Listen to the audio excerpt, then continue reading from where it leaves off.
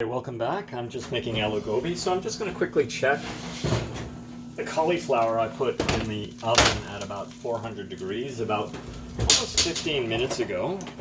I'm just going to kind of loosen it off. You can see it's getting kind of that really nice caramelized look you want.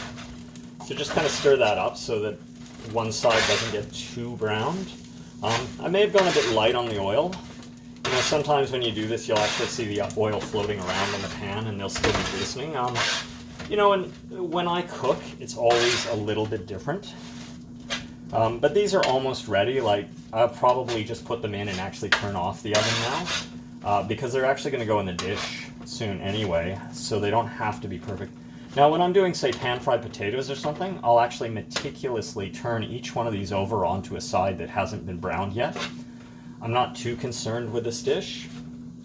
But, you know, so that's something to keep in mind when you're cutting your shapes.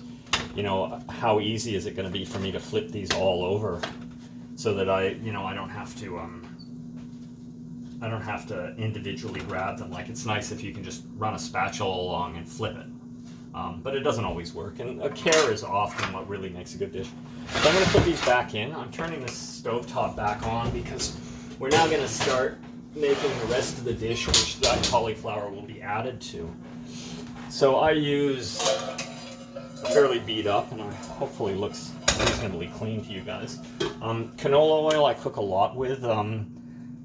It has some nutrients, that being a vegan, the vitamins are important.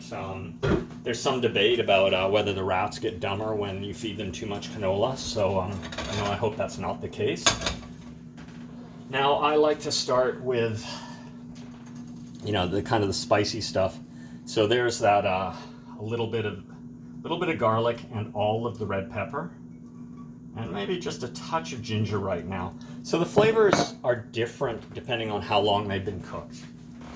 And the thing about when you throw in the garlic and things early on is now I can watch that and say, when is it actually getting to a point where it's cooked. So these are the onions that I prepared earlier. And then also when I put in the onions, I'm going to put in that little bit of after the onions have browned a bit, I'll put in that bit of cauliflower that I didn't bake with the rest of the cauliflower. And then also this pile of potatoes here is going to go in, and at that point you have to be careful because the potato starches will scald very quickly. So here, I'm just going to shift this over. So timing is often what it's really about. You want to get a little bit of browning on these, but you don't really want them to carbonize. But it does add a really nice fragrance.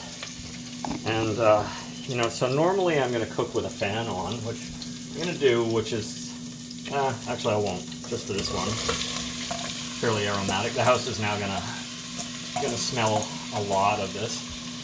So all of the onions in, and somehow, things will travel.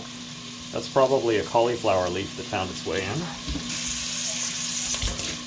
Give that a glaze.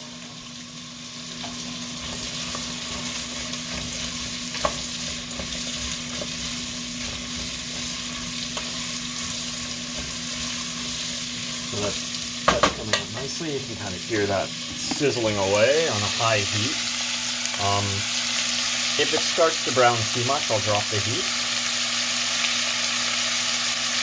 I like to get the onions to brown a bit before I start adding some of the dry spices. You can do it the other way for kind of like more of a Cajun feel where, where you get kind of a bit more of a burnt flavor, which is legitimate if that's what you're into. It's just not what I'm after.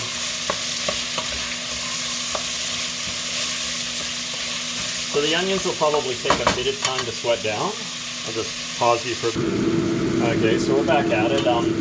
Stir this occasionally. As long as it's not getting too brown on the bottom, then you haven't gone too far. I've got the fan on right now, so I'm probably talking a bit louder. And in the meantime, I just went and did some other chores around the kitchen, but you can see that's starting to brown. But you actually do want to let it sit a bit, because the browning is what gives you a lot of the flavor. Sorry, I'm still learning how to do this. But yeah, so the browning gives you a lot of that flavor. But at the same time, this is still on high, and I'm noticing it's browning, so I'm just going to drop it down a bit. And then I'm going to go run off and do some other chores, like, you know, wash the sink full of dishes you saw or whatever.